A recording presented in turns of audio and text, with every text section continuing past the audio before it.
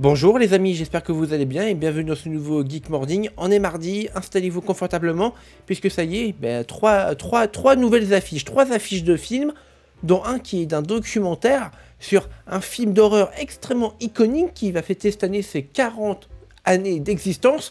Et je suis toujours un peu malade, veuillez m'excuser. Et alors aujourd'hui on va parler de Souviens-toi l'été dernier, le reboot là qui va sortir... Le 16 juillet au cinéma en France. On va parler de Dragon, l'adaptation live action qui sort là dans quelques jours aux États-Unis, enfin qui est sorti le week-end dernier, parce que le budget a été dévoilé. Et on va parler d'un documentaire. 3 affiches aujourd'hui. Allez, c'est parti.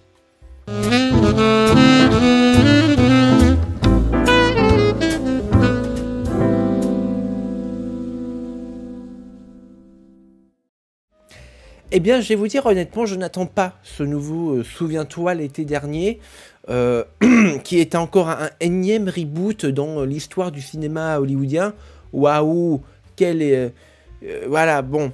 Et regardez, Sony Pictures France a dévoilé un nouveau visuel de Souviens-toi l'été dernier, avec une affiche quand même, avec une tagline, le karma est un serial killer.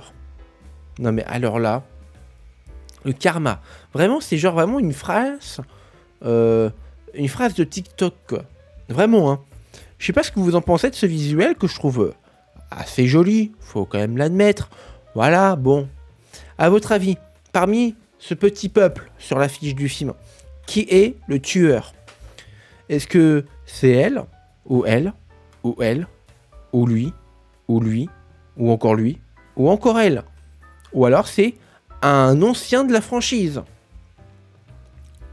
Bah vous me direz vos pronostics dans les commentaires de cette vidéo, car c'est très intéressant d'en discuter et d'en débattre, comme je l'avais fait à l'époque de la sortie de Scream 5 et de Scream 6.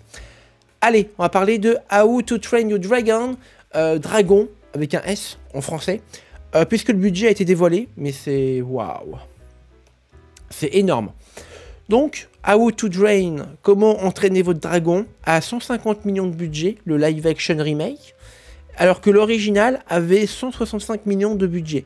Je me souvenais pas quand même qu'à l'époque, l'original, le dessin animé original avait autant de budget. Je me souvenais absolument pas. Donc je suis quand même un tout petit peu choqué et surpris.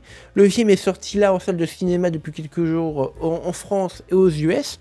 Je vous tiendrai au courant du box-office US, de ce qu'il fait lors de son premier week-end, etc. Parce qu'à l'heure où j'enregistre cette vidéo, j'ai toujours pas les chiffres. Donc on verra. En France, il a fait un démarrage plutôt intéressant, sans être waouh.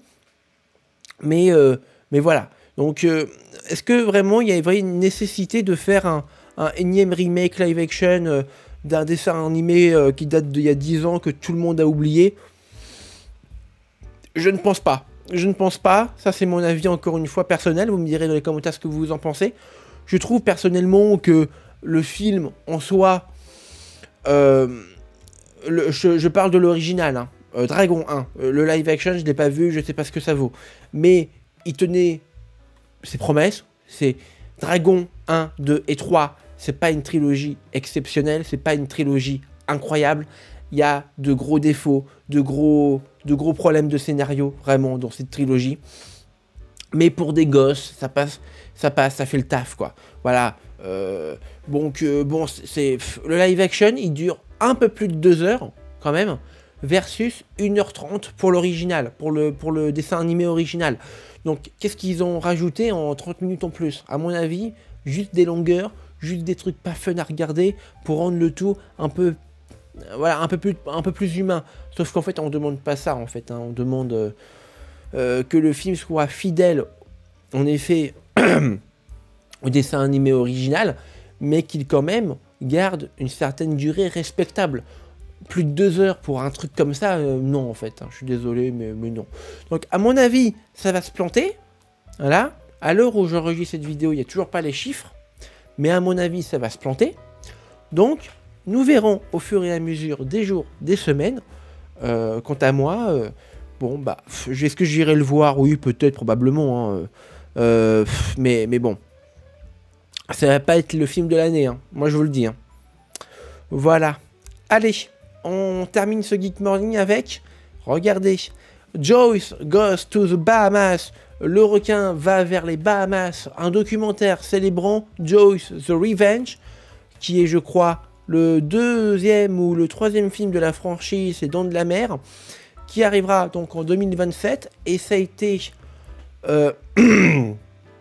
le producteur exécutif, c'est Monsieur Ferrante, le réalisateur de Sharknado.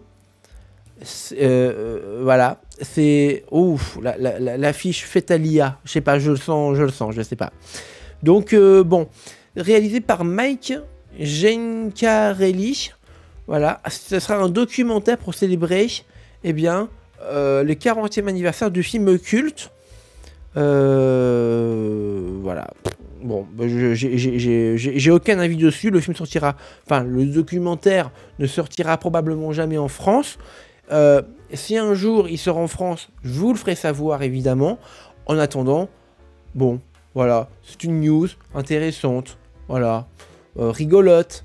Anthony C. Ferrante, donc le réalisateur des Sharknado et producteur exécutif sur ce documentaire. Voilà les amis, c'est la fin de ce Geek Morning. Ciao tout le monde.